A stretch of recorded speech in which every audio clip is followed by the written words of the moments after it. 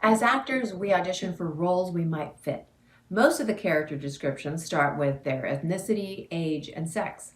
Most of the descriptions are pretty black and white. And at times, I mean that literally. A character description might be Caucasian or African American. So what if you have an ambiguous look like me? How do you fit in? Hi, I'm Nancy Nave, and I've been a working actor in film and television for over 15 years. And I also teach actors the business of acting. Basically, I teach what you won't learn in acting class. So let's get into the subject of ethnically ambiguous. What does it mean? It means that when people look at you, they're not sure what your ethnicity is. It's not clear. So let's just use me as an example. If you don't know me, you wouldn't probably know where my parents are from. You might guess that I'm Filipino, Hawaiian, Asian, Hispanic, or whatever it is that you see. So keep listening if you want to know my actual mix. So if you're an actor and you don't fit into a box, what do you do? Well, I think most of us are all a mixture of something. We're all beautiful mutts. And yes, sometimes when a character is described using their ethnicity, it's because it's actually a critical part of the storyline. But sometimes it's just an arbitrary choice made by the writer. Sometimes you'll see it listed as any ethnicity, or they might list the actual preferred ethnicity in order to diversify the cast. And the reason I talk about not letting the ethnicity part stop you from submitting yourself for an audition is because we don't know when it is critical to the role. Also, casting directors sometimes like to give producers options outside of the box from what they originally thought they wanted. So never turn down an audition when casting calls you in if you don't think that you match the description. If the character breakdown says Caucasian, but you're Asian, and the casting director requests you for an audition, do the audition. You might be the actor who stands out to producers because you're completely different from everyone else who auditions. It's an agent's nightmare when they work to get you a cool audition and you turn it down because you don't think you fit the part. We're actors. We fit every part, almost. And it's not your job to cast. It's the casting director's job. So audition and let them book you if they want. When you have an ambiguous look, you'll rarely fit the role description. So stop trying to fit yourself into a square when you're clearly a circle. Embrace your difference and realize that you get to be the unique choice. And the one thing that we want to be as actors is unique. In an industry where everyone wants to stand out and be seen, those of us who are ethnically ambiguous will always stand out. And it's true, you'll find certain ethnicities are more prominent on the screen. But no one said life was fair. And we are all working towards showing a more diverse population on screen. At least that's the goal, and we're getting there. And of course, no person will ever fit every role description unless you're Robert Downey Jr. That's a Tropic Thunder reference. So don't worry about trying to fit into the box. Remember that film and TV shows need to fill their world with real looking people. And just like commercials, the more diverse the cast is, the broader the audience. And since I mentioned commercials, let's talk about that for a quick second. Companies buying commercials want to use actors who look like their target audience. And most companies want to appeal to the mass population. And in the United States, our population is highly diverse. So if you start watching commercials closely, you'll start to notice how ethnically diverse commercials are.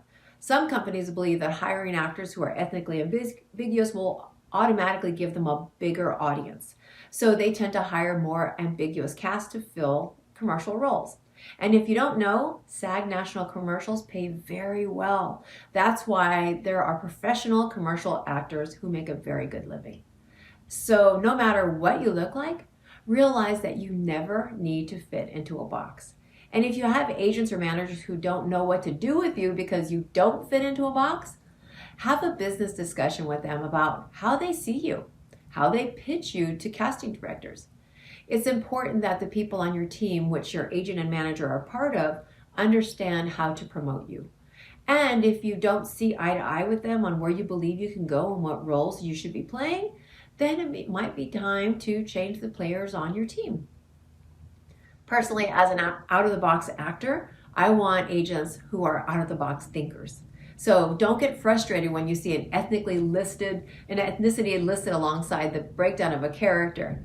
If you're submitting yourself for auditions and you like the role, submit yourself, and you'll know if the casting directors agree with you. If you don't get the audition, there's no harm. So don't be afraid to talk to your representation. You never want to be a needy actor, but if you feel like you should be getting more auditions and you want to understand their pitch strategy for you as a client, then it's a really good idea to set up a meeting with them or at least have a good email conversation about it. And also remember that you have the ability to make your own projects. So you might find that you book more also in one market than another as far as ethnicity goes. And in my case, when I work in the Southeast film market, which includes Louisiana, Mississippi, Florida, Atlanta, North Carolina, I usually book both Asian and Latino roles. But in the LA market, the majority of roles that I audition for is as an Asian. And I know my representation drools when the character is described as ethnically ambiguous, meaning there is no box. And you'll eventually see that a character who is described as female sometimes ends up being booked by a male. So don't get too bent out of shape if you don't fit the exact role description. Remember that until actors are put together to film a project, the story's just on paper. It's up to us as actors to make that role our own. It's up to us to show producers how to fit into that storyline better than they even imagined it. So stop trying to fit into the square, embrace being a circle. Your job is to be the best actor possible. Their job is to populate the world in the story. Remember to control what you can and let the rest go. So if you want to know what my ethnic makeup is, my dad's from China and my mom's family is from Mexico. Y hablo español. Now, I wonder how that changes you to see how you see me now. So be happy that you stand out from the crowd. Be happy that casting and producers need to look back twice at you to see what are you. I've had a pretty good career out of being the out-of-the-box option for producers. That's my role. And that allows me to be comfortable and confident in myself. So be thankful for the gift of being unique in an industry that rewards the standout. And if you have any questions, feel free to leave them down in the comment section and I'll get back to you.